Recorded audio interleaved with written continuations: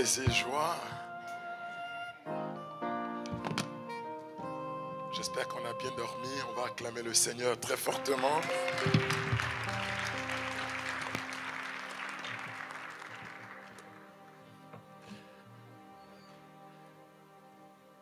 Jésus, source de l'espérance.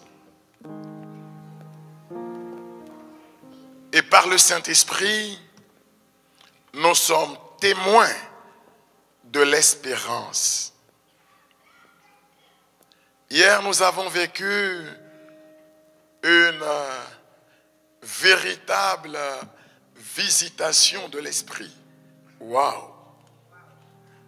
Il nous a bénis richement. Et ce matin, je ne peux pas me permettre de vous quitter sans vous dire ce qui peut advenir dans votre vie désormais. Car la visitation de l'Esprit est toujours accompagnée par un envoi en mission. Et dans la perspective de cet envoi, Dieu va nous combler de l'ornement de ses vertus et mettre à notre disposition les moyens de la mission. Il est donc important que le surnaturel faisant irruption dans le naturel, vous soyez informés des phénomènes de l'esprit qui peuvent advenir dans votre vie. Car comme on dit à Abidjan, vous n'êtes plus simple.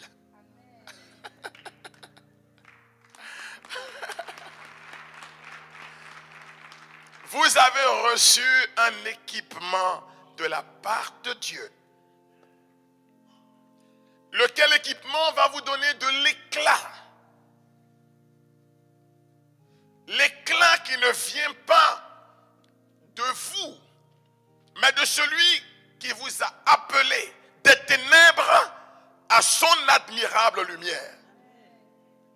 Car il a dit lui-même, qui me suit ne marche plus dans la nuit, mais il aura en sa possession la lumière de la vie.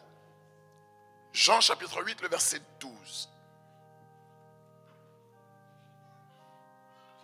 Quand vous lisez en Marc au chapitre 3, le verset 14 et le verset 15, nous sommes au commencement de l'évangile selon saint Marc. Et je vous ai dit que la priorité pour Jésus, homme de vision, ce n'était pas de venir faire son one-man show et se faire aduler comme une star et disparaître après sa mort. Non. Jésus avait de la suite dans ses idées. Il voulait garantir la pérennité de l'œuvre de son Père. Alors, dès lors qu'il commence son ministère, il se donne des priorités. Voyez,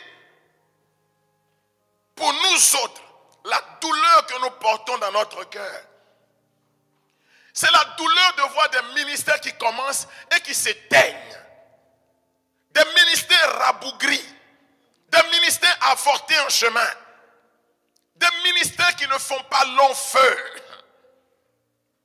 Parce qu'on n'a pas su se donner des priorités.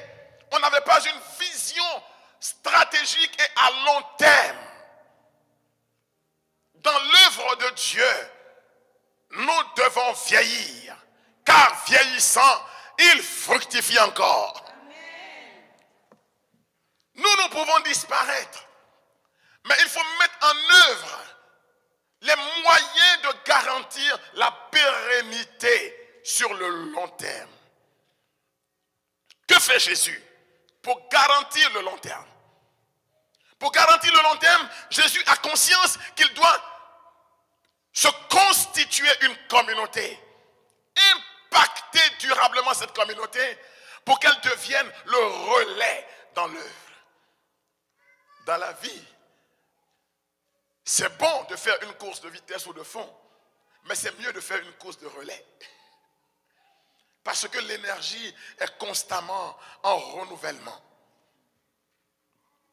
Donc en Marc 3, le verset 14-15, nous lisons, on nous dit que Jésus, au commencement de son ministère, commence déjà par mettre des hommes et des femmes de côté.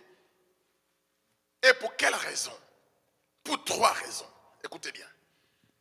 Ils vinrent à lui et il en établit 12 pour être avec lui. Il en établit 12. Premièrement, pour les avoir avec lui. Écrivez ça. Pourquoi Jésus choisit des hommes et des femmes? Premièrement, c'est pour les avoir avec lui.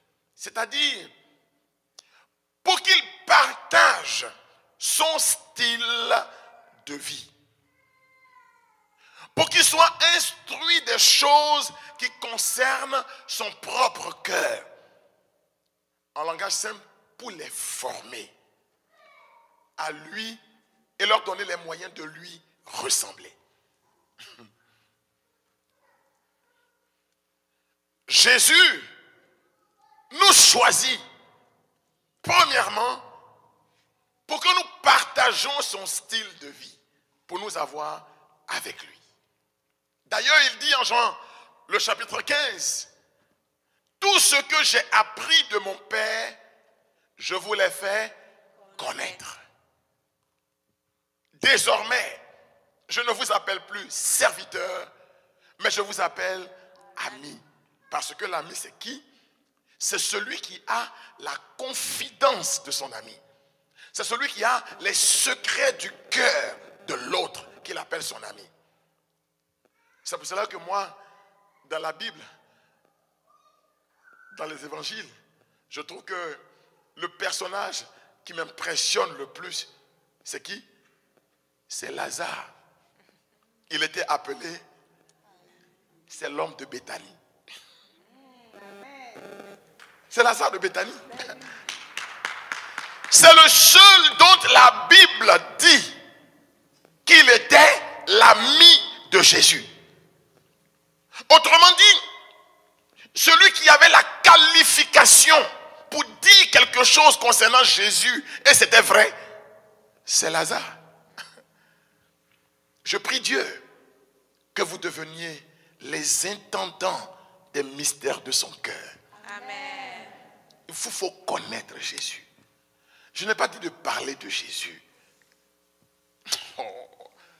Les gens qui parlent de Jésus, il y en a beaucoup. Mais les gens qui le connaissent, ils font toujours la différence. Soit dans la stature, dans la posture de Lazare. Lazare n'avait pas besoin de courir ça et là pour savoir quelle était la pensée de Jésus. C'est son ami. Remarquez que quand Jésus avait besoin de se retirer, il allait où? À Béthanie.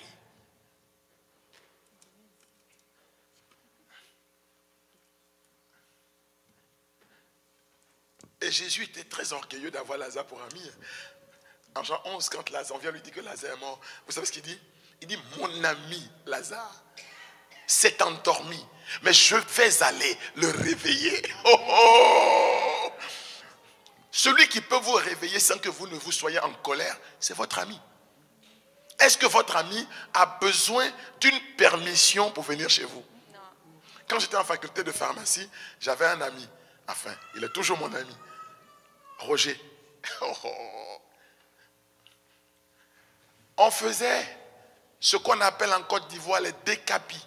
Vous connaissez ça? C'est-à-dire on passait toute la nuit à étudier. Donc on était devenus des noctambules, je ne sais pas quoi. Des gens de la nuit. Alors, il est pharmacien, ça lui est resté. Quand Roger veut me visiter, quand il est arrivé tôt, c'est à 23 heures. Nos mauvaises habitudes, là, il a gardé ça. Et quand il arrive à 23 heures, le gardien n'a rien à lui dire. Il dit, je vais voir Raoul. Le curé, Raoul. Il arrive, minuit, tout ça, et il est assis au salon, il passe l'échelle. Je dois me lever, fatigué, et venir m'asseoir pour subir. C'est mon ami. Pas besoin d'une permission pour t'appeler pour entrer. Mon ami Lazare s'est endormi. Je vais aller le réveiller. Quand il entendra ma voix, il se lèvera. C'est ça l'ami. Parce qu'il a la confidence de son ami. Il y a une intimité. Si vous voulez être témoin de l'espérance, ne soyez pas des répétiteurs de choses apprises. Développez une relation.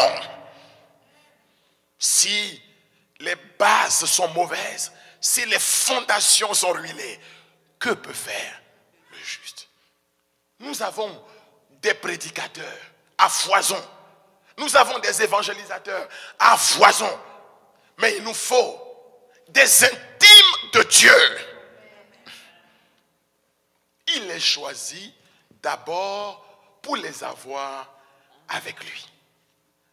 Mais pas seulement pour rester entre les quatre murs de la maison. Deuxièmement, et pour les envoyer prêcher. Les envoyer prêcher. L'envoi en mission. L'envoi en mission. Il est choisi pour les avoir, mais il est choisi pour les envoyer.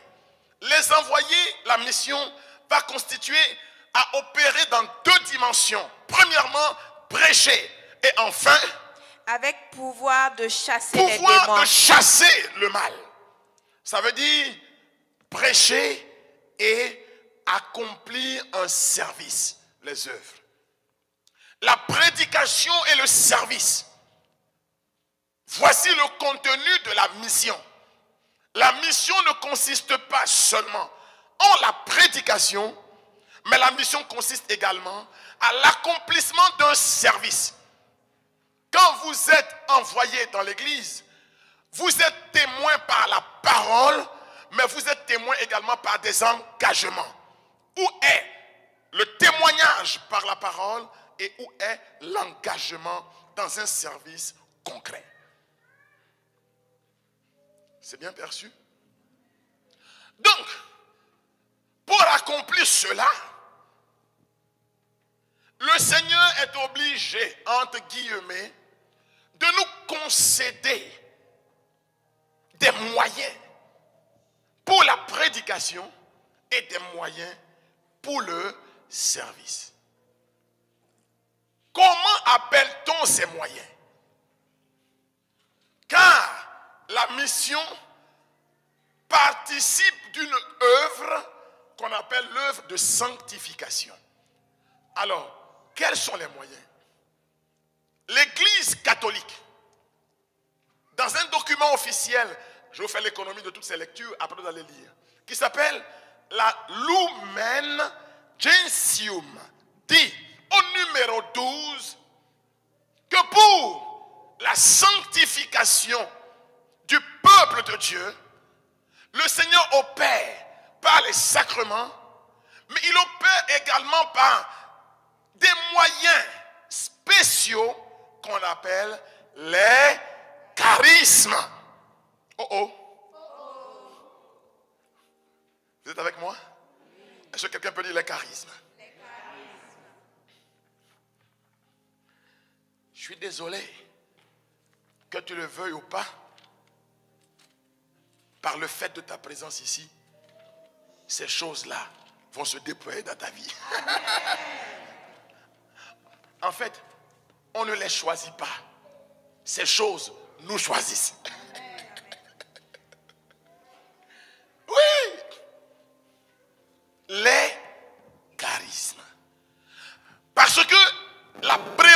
motivation de Jésus, ce n'est pas d'envoyer dans la mission des gens qui ne soient pas capables de le représenter lui. Vous savez, les grands leaders ne sont pas grands parce qu'ils sont intelligents, mais ils sont grands parce qu'ils sont bien entourés. N'est-ce pas? Donc Jésus ne peut pas s'entourer, excusez-moi, de tocards, de gens dépourvus, non. Il prend des héros, mais il en fait des héros. Oui. Ayez une vision plus large de ce qui va se passer avec vous. Tel tu espères, tel tu reçois. La petite Thérèse. Vous savez, nous ne devons pas avoir seulement des ambitions pour les choses de la vie ordinaire. Paul dit, aspirez aux dons les meilleurs. Mais pourquoi tu voudrais être utilisé aux 2/3 de ton potentiel? J'ai des enfants que j'encadre chez les sœurs.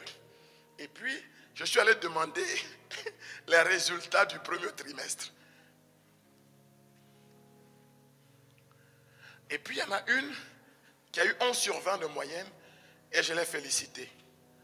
L'autre, elle a eu 14/20 de moyenne et je l'ai grondée.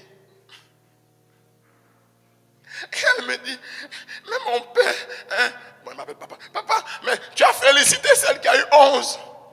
J'ai dit oui. Parce qu'à 11, elle a fait des exploits. Mais toi, à 14, tu es en régression. Oui.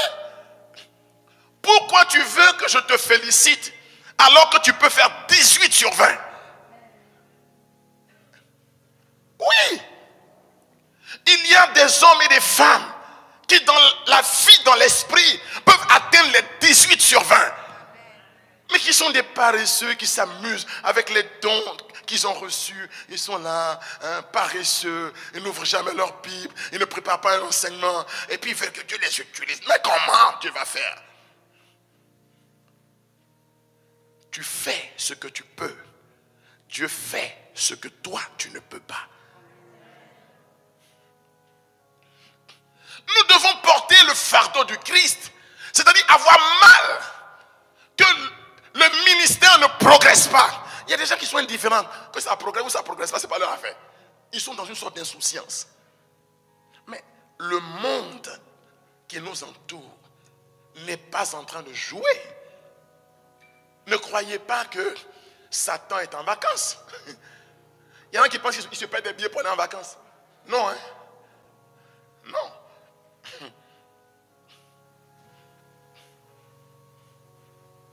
C'est nous, on prend des vacances. Et Dieu, on prend des vacances. Non. Jésus s'est refusé des vacances. Il dit, mon Père est à l'œuvre. Et moi aussi, je suis à l'œuvre. Mon Père est encore à l'œuvre. Ah oui, oui, oui. Parce que les temps ne sont pas bons. Il est important que la lumière qui est en toi brille. Que le don qui est en toi, Paul a dit à Timothée, ravive le don que tu as reçu. Tu peux recevoir un don de prophétie et tu peux être un piètre prophète parce que tu ne mets pas tous les éléments qui concourent à l'excellence de ce don, tu ne les utilises pas. Je suis venu vous dire que des dons vont se manifester, mais je suis aussi venu vous donner les moyens d'être au meilleur de votre rendement. C'est de ça qu'il s'agit. Oui. C'est à force de forger.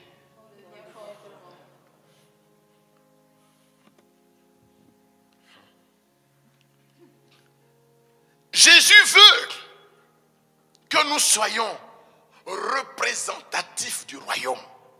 Luc chapitre 10, le verset 1er. Écoutez bien. Nous devons être représentatifs. L'Église doit pouvoir compter sur nous. Oui, l'Église compte sur ses fils. La bataille est rude. Et on a besoin de voir que nous avons vraiment la joie du Seigneur dans notre cœur. Je disais tout à l'heure à la bergère, quand je vous vois chanter là, on n'a pas besoin d'évangéliser encore ici. C'est-à-dire, l'incroyant qui rentre ici, l'incrédule, quand il voit votre visage là, il sait que Dieu existe. Non, ce que vous avez fait hier là, c'était terrible. J'ai dit, mais on m'a invité ici, pourquoi? C'est-à-dire, prenez tous les païens de Québec, mettez-les devant cette église, et puis vous louez votre Dieu, ça suffit. Hein? On peut être heureux comme ça. La joie du Seigneur est ma force. La joie du Seigneur est ma force. Oui. Et ma force. La joie du Seigneur. Quand tu as la joie de Dieu, quand tu transpires la joie de Dieu, ta vie parle de Dieu aux autres. Tu n'as pas besoin d'ouvrir la bouche. Oui.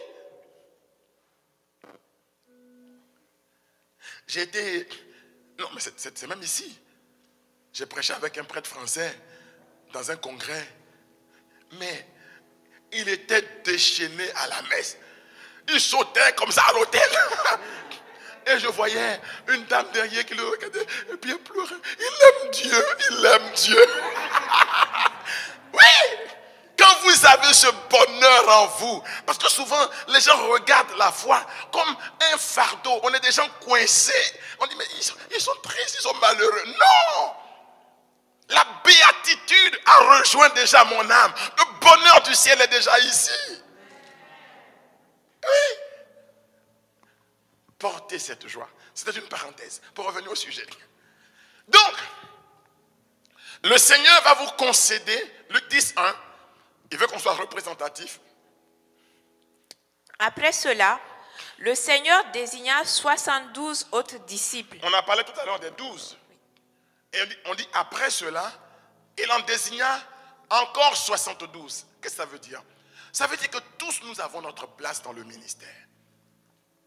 Ne croyez pas qu'il y ait des gens qui aient, je ne sais pas moi, un appel, ils sont nés avec leur appel, et moi, je suis le dernier wagon du train, quoi. Je venais les accompagner. Non. Non. Tous appelés par Dieu. Mais tout dépend de comment nous répondons à cet appel. Personne n'est extraordinaire. On est les mêmes. Mais chacun doit pouvoir répondre et se laisser faire.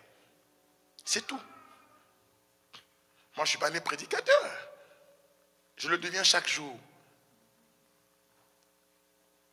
Et j'accepte les appels à aller. Je suis venu ici sans savoir ce que j'allais vous dire. Hein. Mais quand vous regardez vous-même mon agenda, est-ce que j'ai le temps de préparer tout ça?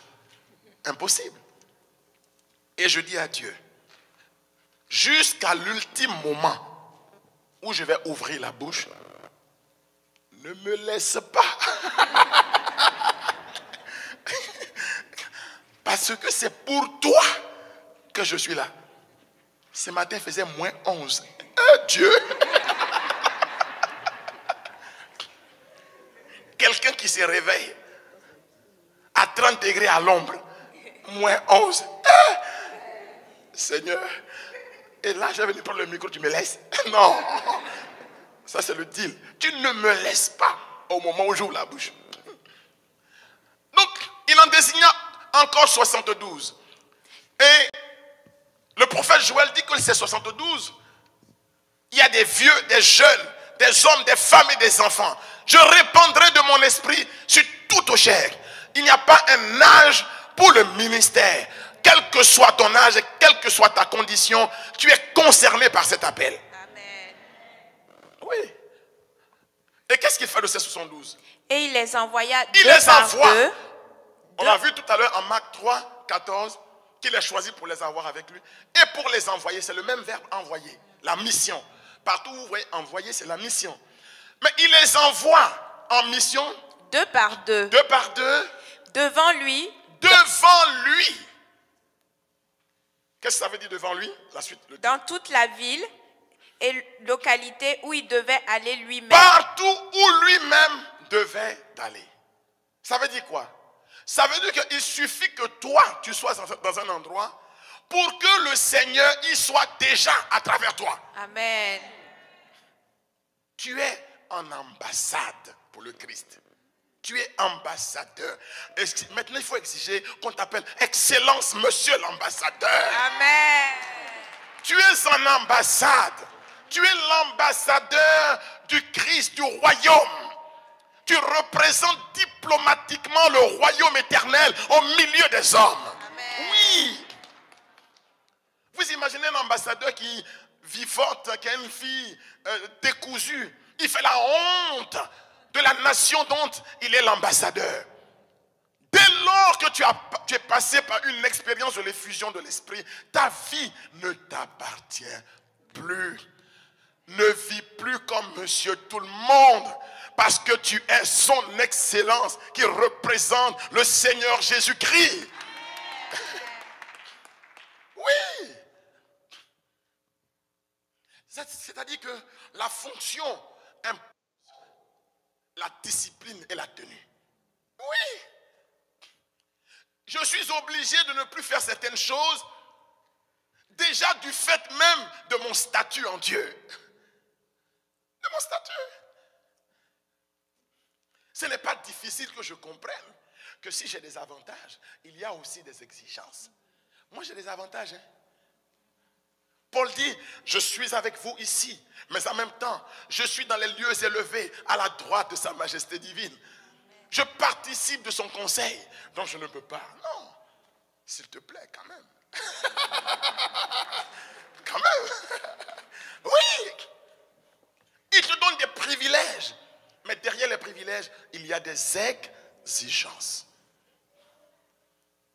Des exigences. Alors, pour être représentatif de Jésus, Jésus va nous donner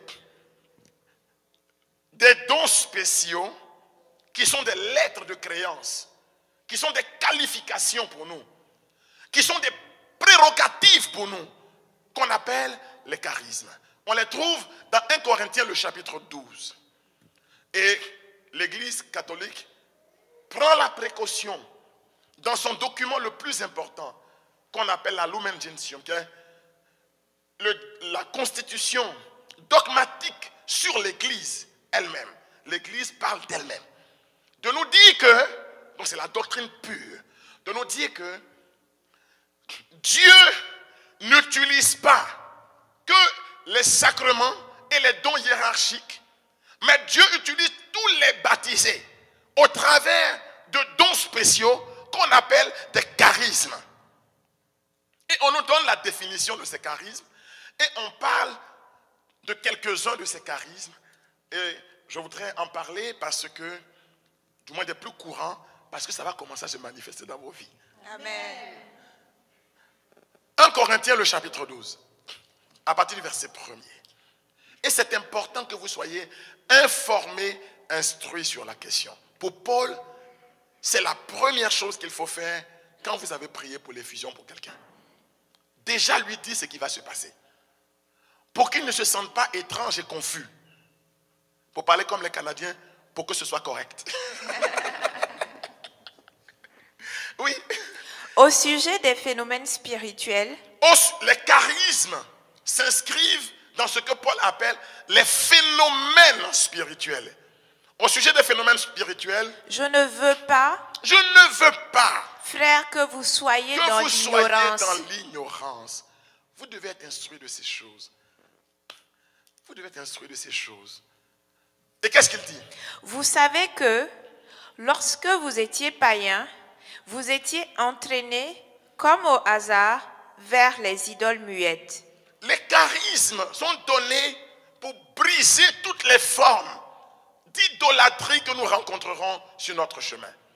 En fait, ce sont des outils de mission pour arrêter la progression de l'ennemi.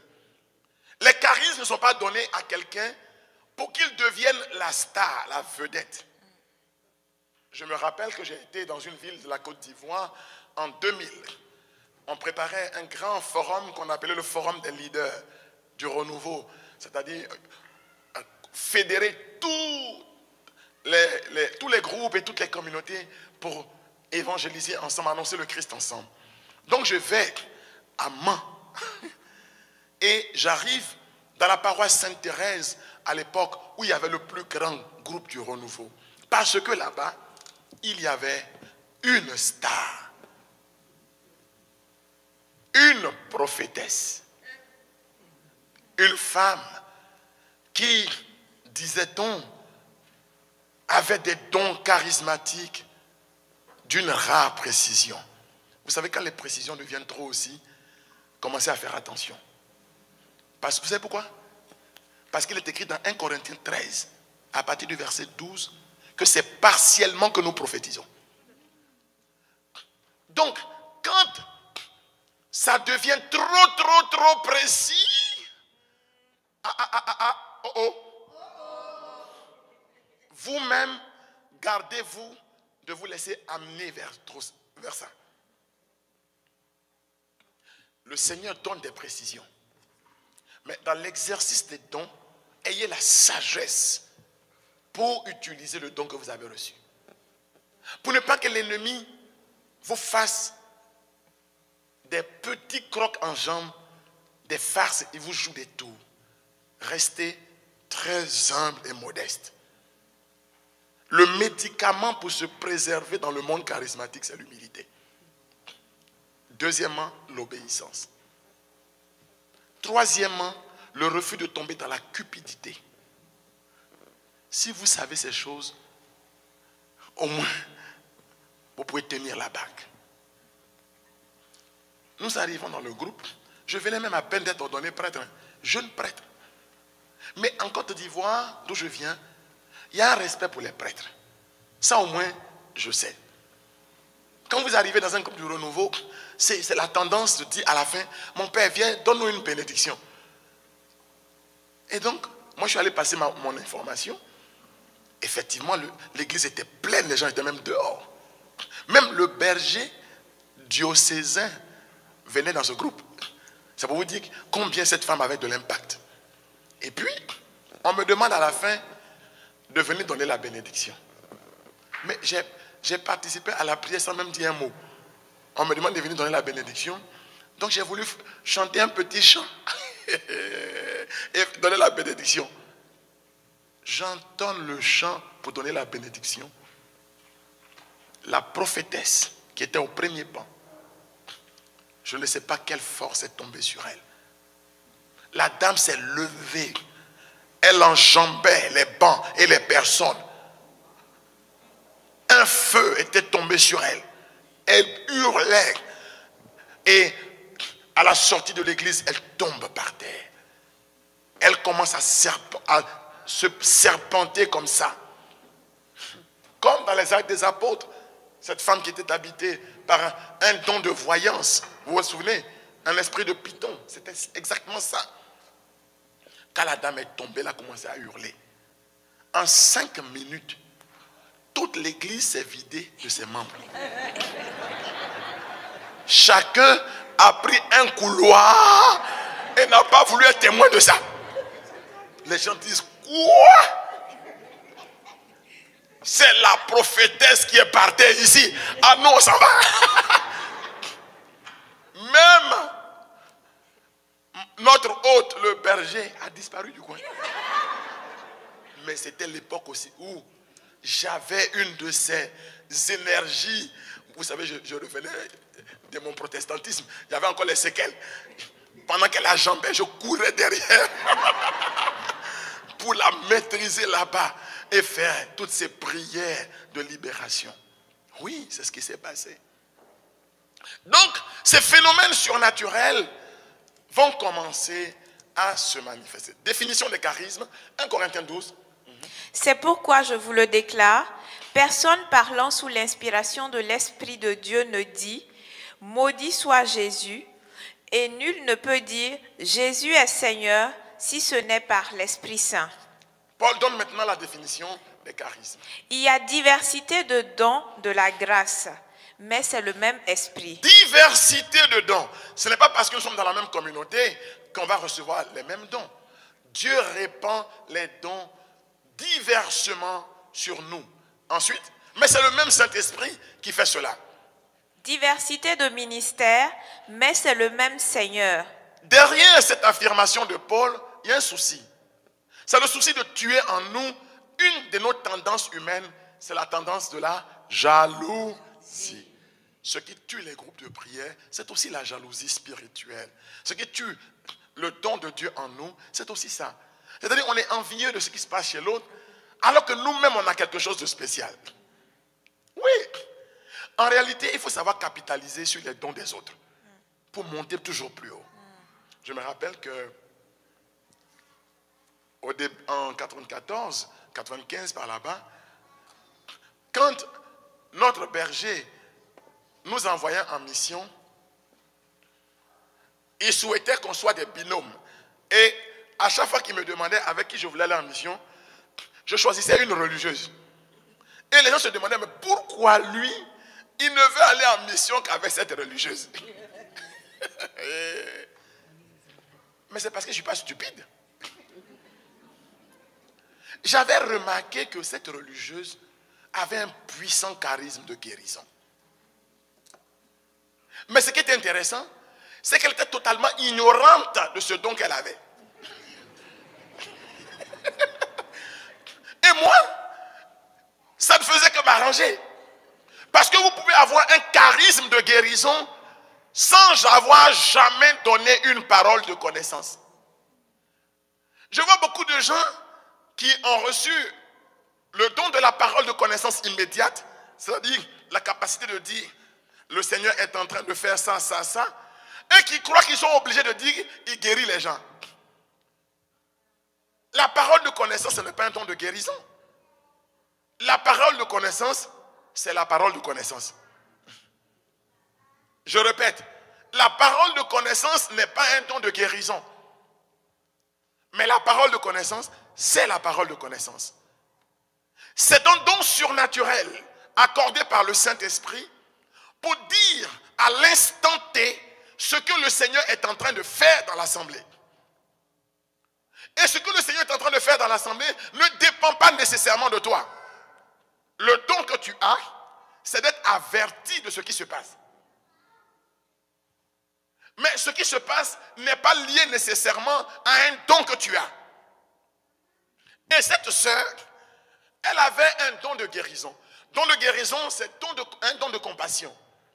Quand vous avez beaucoup de compassion dans votre cœur est bien disposé pour accueillir la semence du don de guérison. Mais il fallait la voir prier. Dieu ne pouvait que guérir les gens. Quand elle prie, oh Seigneur, s'il te plaît, touche les personnes qui sont malades. Mais quand elle prie comme ça, moi j'écoute. Et je me suis rendu compte qu'effectivement, j'avertissais des choses qui se passaient dans ce sens. Donc, avant de commencer le ministère, je lui donne le micro. Prie. Allez, prie. Mais quand vous la voyez prier, le bon Dieu ne peut qu'écouter. Et quand elle a fini son ministère, elle a prié pour l'assemblée. Moi maintenant, je prends le micro et je cherche dans mon esprit qu'est-ce que le Seigneur dit. Il y a une personne qui guérit de ceci, une personne qui... Mais c'est tout ce qu'elle a fait. C'était son travail. Quand c'est fini et qu'on descend du podium, tout le monde court vers moi. Oh, mon père touche-moi.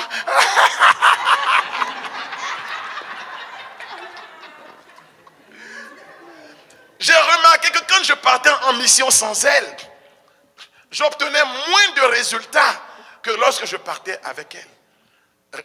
Mais quelle est la moralité?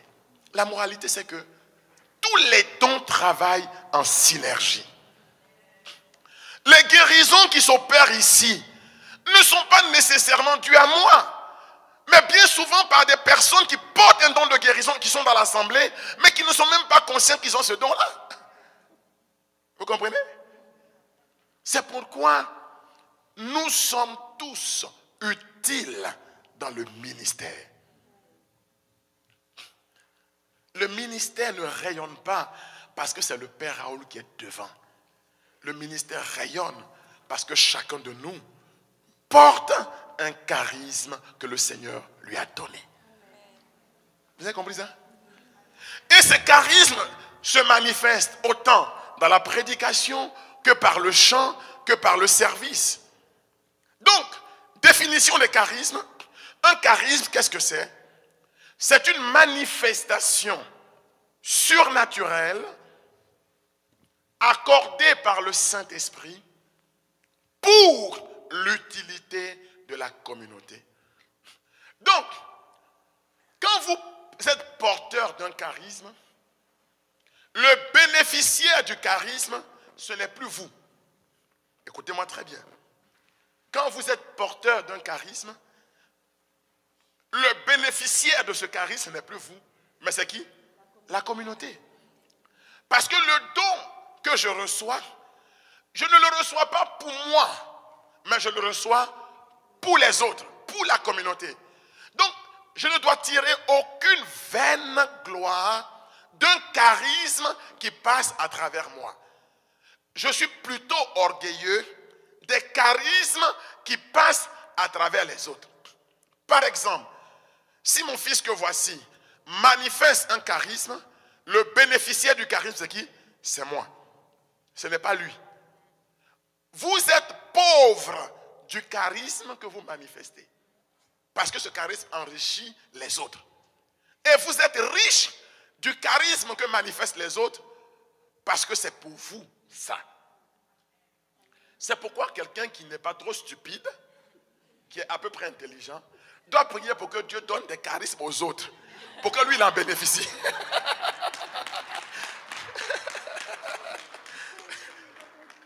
Je sais pas si vous comprenez l'affaire.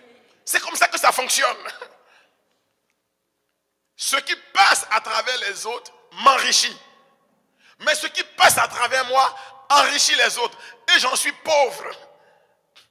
Je vous assure que si je pouvais donner des paroles de connaissance pour moi-même, mais dis donc, je ne serais pas ici au Québec, je serais sur Mars ou Jupiter. Malheureusement, vous êtes impuissant face à vous-même. Vous êtes impuissant face à vous-même. Vous avez besoin de l'autre pour que par son ministère, Dieu vous impacte. Et l'autre a besoin de vous pour que par votre ministère, Dieu l'impacte. Je sais pas si vous comprenez comment ça fonctionne. C'est pourquoi Jésus les envoie deux par deux. Pour que chacun devienne complémentaire de l'autre et que tous deux jouissent des dons de la grâce. Donc, vraiment, ça ne sert à rien d'envier les autres. Au contraire, priez pour que beaucoup de dons se manifestent là-bas pour que vous soyez comblés ici. Amen. Vous voyez comment ça fonctionne? Et les charismes ne deviennent efficaces que si, les ayant discernés, vous prenez les moyens de les entretenir. Comment on les discerne? Pour discerner les charismes, et ça c'est très important. D'abord, première source de discernement, c'est ce que j'appelle le discernement hiérarchique. On trouve ça dans Presbyterorum Ordinis, le numéro 8. C'est un document également du concile. Très important document. Où il est demandé aux prêtres et en première personne aux évêques d'aider les fidèles à découvrir les charismes dont ils sont porteurs. Vous comprenez? Donc, les autorités de l'Église ont pour job de regarder et de voir les éléments saillants de l'activité de l'esprit dans la vie des fidèles. En deuxième personne, c'est ce qu'on appelle le discernement de la communauté. Par exemple, vous qui êtes à Béthanie, Aucun individu de Béthanie ne peut se lever pour dire « j'ai tel charisme ». Évitez ça. Et même si c'était vrai, vous pouvez vous faire retirer ce charisme-là. Mais c'est la communauté. Et en première personne, le noyau de la communauté qui peut te dire, frère, nous voyons que dans ta vie, il y a telle chose qui se manifeste. Quand j'arrive ici, invité par vous, je n'ai aucun charisme. Si vous me dites, prends le micro pour prêcher, vous êtes en train de me conforter dans l'idée que j'ai un charisme d'enseignement. Donc, n'allez pas d'un groupe à un autre en venant comme une vedette. Je suis venu vous voir parce que j'ai tel don. Non! Le don que tu as là, c'est là d'où tu viens. On dit tu as le don. Mais ici, c'est nous qui devons dire que on voit dans ta vie telle chose. Prenez cette précaution pour ne pas vous faire illusion à vous-même. Vous me suivez? Car c'est la communauté qui discerne avec moi les charismes qui sont dans ma vie. À partir de maintenant, des phénomènes de l'esprit vont se manifester dans vos vies. Si vous constatez ces choses, première attitude, c'est de vous en remettre au jugement de la communauté. Ah, je vois telle chose, je ne sais pas trop qu'est-ce que c'est. Et la communauté fait un cheminement avec moi. C'est pourquoi, vous tous qui êtes venus prier à cette évangélisation, ne retournez pas chez vous sans prendre attache avec une communauté. La vie chrétienne, on progresse quand on est attaché à une communauté. Si chez vous, dans votre paroisse, il n'y a pas de groupe de prière, ici, il y a Béthanie. Ce n'est pas de la publicité. C'est un chemin pour garantir et faire grandir les dons que vous avez reçus. C'est comme ça. Parce que sinon, le don va commencer à s'éteindre, comme une flamme qui s'éteint. Vous m'avez bien suivi? Donc, dès lors que je reçois des dons spirituels, les dons spirituels vont devenir des instruments que Dieu me donne pour faire avancer son royaume. Pas pour faire avancer ma réputation. La réputation, laissez-la dans les mains du Seigneur. Je ne cherche aucune réputation. Mon but, c'est de le connaître et de le servir. Que j'ai ou que je n'ai pas de réputation. Vous savez que celui qui a baptisé l'apôtre Paul, qui a catéchisé Paul, n'a jamais eu de réputation. Il s'appelle Anani. Mais Paul qui l'a baptisé, qui l'a catéchisé, Paul est devenu l'apôtre des nations.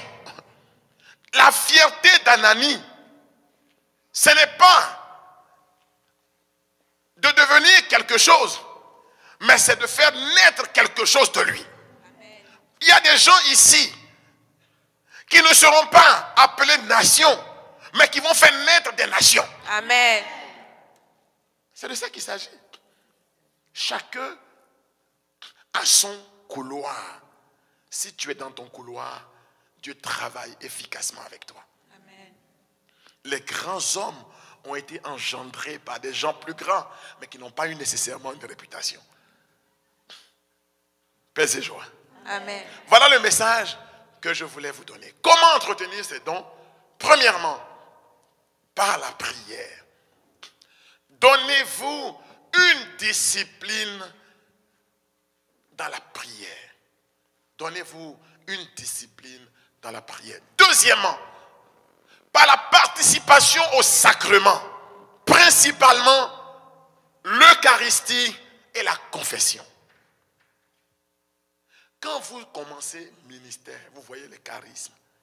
Vous savez, ayez une propension à aller vous jeter devant Dieu pour lui dire, je suis pécheur. Et quand tu le dis là, que c'est faux. Toi-même, tu sais que tu es pécheur. Voilà, ce n'est pas de la fausse humilité. Toi-même, tu le sais. Donc, allez régulièrement vous confesser et communier à la Sainte Messe le plus régulièrement possible. Parce que je vous ai expliqué hier que l'Eucharistie est un lieu de renouvellement dans la puissance de l'Esprit. C'est un lieu d'effusion continuelle de l'Esprit. Confession, communion. 1, j'ai dit quoi? Prière. 2, les sacrements. 3, la parole de Dieu. Par exemple, on vous dit que vous avez un charisme de prédication. Et puis votre Bible est couverte de poussière. Mais c'est quel genre de charisme qui va se manifester? Mais il faut entrer dans la parole. Il faut la méditer jour et nuit. Il faut la lire sans cesse. Il faut, si vous avez un charisme de prédication, ça ne veut pas dire que vous avez la prédication infuse. Ça veut dire surtout que vous-même, vous devez écouter aussi les enseignements des autres. Parce que c'est en côtoyant les saints qu'on devient saint. Dis-moi quels sont les gens que tu côtoies et je te dirai dans quelle dimension du don que tu as reçu, dans quelle dimension tu seras. Quelqu'un dit qu'il a un don de prophétie et puis il ne côtoie pas des gens qui connaissent ce ministère. On dit le Père Raoul prie pour les malades. Bon, je ne sais pas si j'ai ce don-là, mais j'ai côtoyé quand même quelqu'un qui avait ce don-là. Quand tu es dans les soutanes du Père Abécan depuis que tu es jeune, mais qu'on le veuille ou pas, ça va t'éteindre un peu sur toi quand même. Comme on dit en Côte d'Ivoire, même si on dit. Mais c'est comme ça. Les gens qui ont été dans le ministère du Père Tardif, mais ils prennent des plis. Des gens qui ont côtoyé le Père Raymond Alter, ils prennent des plis. Ils prennent des plis. Dis-moi qui tu côtoies. Je te dirai les plis que tu vas prendre. C'est pas compliqué. Si on vous sentez que vous avez un charisme de louange, mais tu es constamment en train d'écouter les grands gospels. Des gens qui adorent Dieu et ça t'impacte. Moi-même, j'ai demandé à Dieu ce charisme que ça ne vient pas. Non, parce que Dieu, il a eu pitié de moi. Si je savais chanter. Oh! Non, parce que je suis toujours séduit quoi, par les prédicateurs qui chantent. Je dis, mais Seigneur, si j'avais ce don-là, oh! Et mon petit, je t'aurais déjà perdu. Bon, il y a des dons aussi que Dieu ne nous donne pas, ne nous accorde pas pour ne pas nous perdre. Hein. C'est pourquoi il ne faut pas avoir mal au cœur pour ça. Il vaut mieux être avec lui, sans ce don, manchot, hein, que d'aller dans la GN avec ton don. Je ne sais pas à quoi ça va te servir là-bas.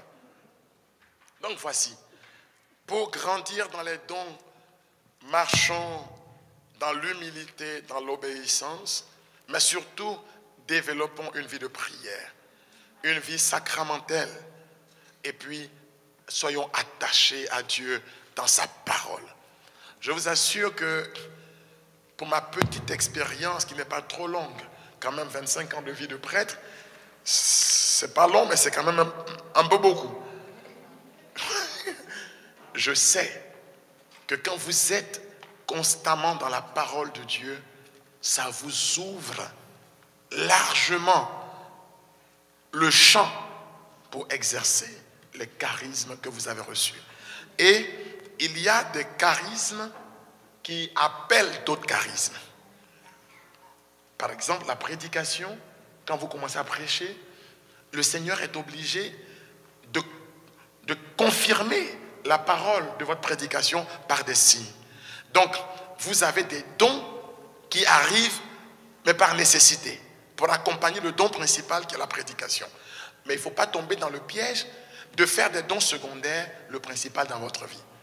Moi, Père Raoul Mambo, je ne prie jamais pour des malades si je n'ai pas commencé d'abord par les exhorter. Et je vous recommande cela. Parce que quand tu arrives ici, on dit conduis une assemblée de prière, puis tu commences à donner parole de connaissance. Ou bien on dit viens prêcher, et puis tu commences à dire les guérisons. Ça n'a pas de sens. Donne la parole de Dieu pour que celui qui est touché après par la guérison comprenne que cette guérison est en lien avec un autre, mais pas toi. Ne donnez jamais l'impression aux gens que vous avez des pouvoirs. Parce que les charismes ne sont pas des pouvoirs. Je manipule les pouvoirs que j'ai. Mais les charismes, c'est eux qui m'amènent là où ils veulent m'amener. Ce n'est pas moi qui décide. Je peux prier pendant 5 heures et le Seigneur peut décider de n'accorder aucune parole de connaissance. Je ne vais pas m'en offusquer. C'est mon affaire. Est-ce que ça m'empêche de manger une bonne poutine? Ce n'est pas mon affaire. Moi, ce qu'il m'a demandé, c'est de rendre témoignage. Mais le reste, c'est lui qui le fait. Pourquoi je suis frustré? Parce que le Seigneur ne fait pas dans la direction que je souhaite. Voilà le message que j'avais à vous apporter. Que Dieu vous bénisse. Alléluia. Amen.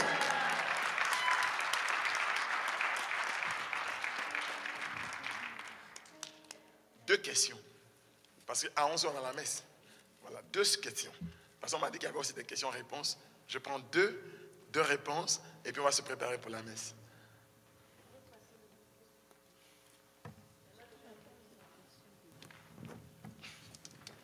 Désolé si j'étais un peu long.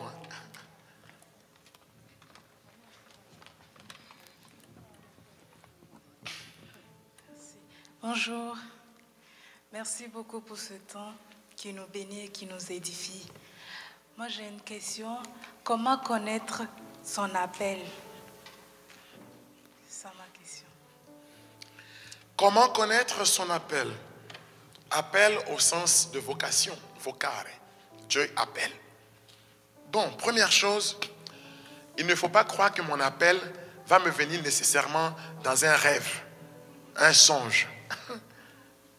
Parce que beaucoup de gens pensent que pour que Dieu les appelle, ils doivent être dans un état d'extase. Ou bien il faut qu'un prophète vienne leur imposer les mains et dire Dieu t'appelle à ceci, cela. La dictée d'un autre. Non. Quand vous regardez la vocation de Samuel, quand Dieu appelle l'enfant, il court pour aller vers qui?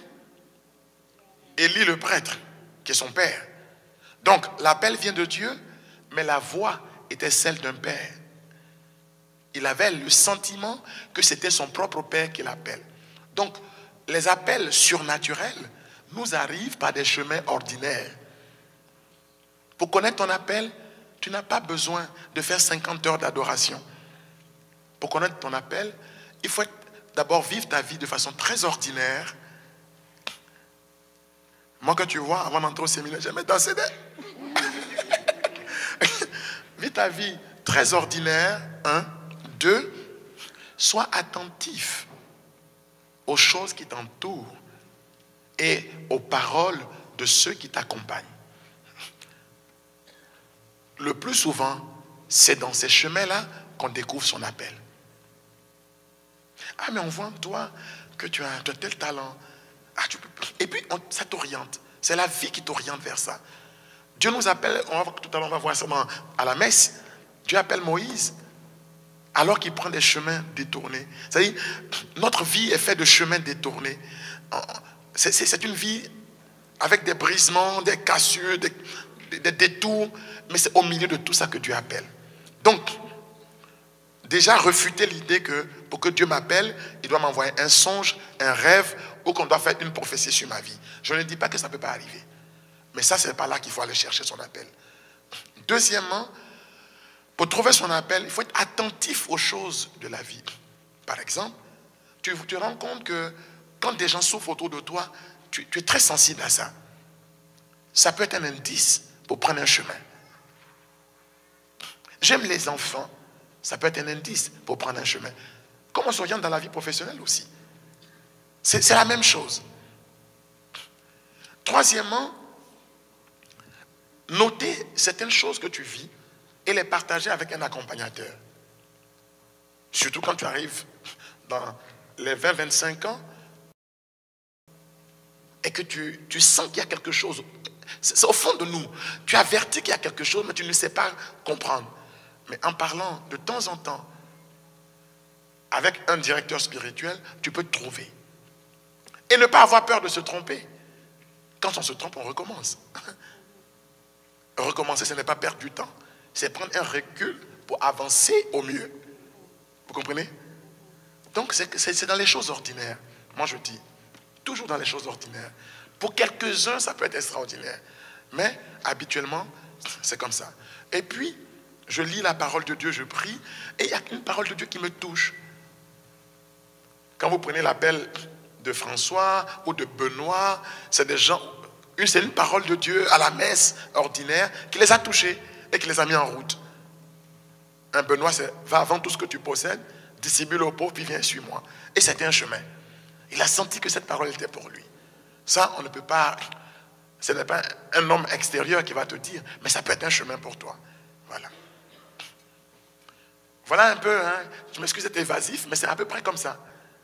Si tu ressens des choses, tu les notes, tu parles avec un accompagnateur, et puis tout doucement, ça vient. On ne brûle pas les étapes non plus. Et ça s'éclaire au chemin faisant. Samuel a dû s'y prendre par 3 fois pour trouver son appel. Ce n'est pas parce que quelqu'un te dit c'est ça ton appel que immédiatement tu suis aussi. Hein. Parfois voilà. Et il faut prendre tout ça en considération. Dernière question. Et puis j'ai fini complètement. En vous remerciant profondément. Et une question ou pas? Tout va bien. Oh oh. Ça va?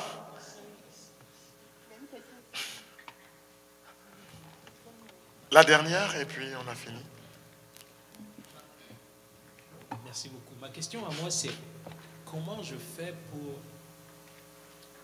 me laisser aller à l'appel que disons que je suis depuis dans l'enfance, j'ai toujours ressenti une même chose à chaque fois, plusieurs événements, la même chose, et puis elle vient me toucher d'une manière. Mais comment je fais? En même temps, je ne suis pas quelqu'un qui voudrait qu'on le voit tout le temps, comme si j'étais... Mais comment je fais pour manifester mon appel sans que cela apparaisse? La réponse est simple. C'est d'éviter cet obstacle que vous venez de lever. Bon, moi, je ne suis pas quelqu'un qui veut être vu. Mais ce n'est pas parce que tu veux être vu, c'est ton appel qui est là. Accepter que le chemin par lequel le Seigneur m'amène ne soit pas nécessairement le chemin que je prévois. Ce n'est pas à nous de donner au Seigneur un couloir dans lequel il doit nous amener. Ce qui fait qu'il y a peut-être un retard sur, il n'y a jamais de retard, entre guillemets, sur l'accomplissement de cet appel, c'est que tu regardes beaucoup à toi. Je ne veux pas déranger, je ne veux pas qu'on me voie. Mais le Père Raoul qui est devant vous, c'est seulement pour prêcher qu'il peut parler avec autant d'aisance que vous voyez peut-être. Mais après ça, là, il rentre dans son coin. Et aucun appelé n'a jamais dit qu'il était capable. D'ailleurs, Moïse, je ne sais pas parler. Les Jérémie, je suis un enfant. C'est exactement ce que vous faites là. On appelle Jérémie. Et non, je suis un enfant. On dit, mais ne dis pas que tu es un enfant. Tu devras aller. On appelle, comment il s'appelle, Moïse. Il dit, moi, je ne sais pas parler, je ne suis pas éloquent. Mais tu t'en vas. En fait, c'est le Seigneur qui nous prend. Comme a dit David, de derrière les moutons là, le berger, pour l'amener à la table des rois. Il n'a pas cherché. Alors il faut laisser Dieu nous amener. Parce qu'il a vu en moi des qualités qui sont bien plus grandes que les obstacles que j'énumère. Il sait pourquoi. Et il peut faire bien au-delà de ce que vous imaginez. Amen. Amen. Que Dieu vous bénisse. Amen.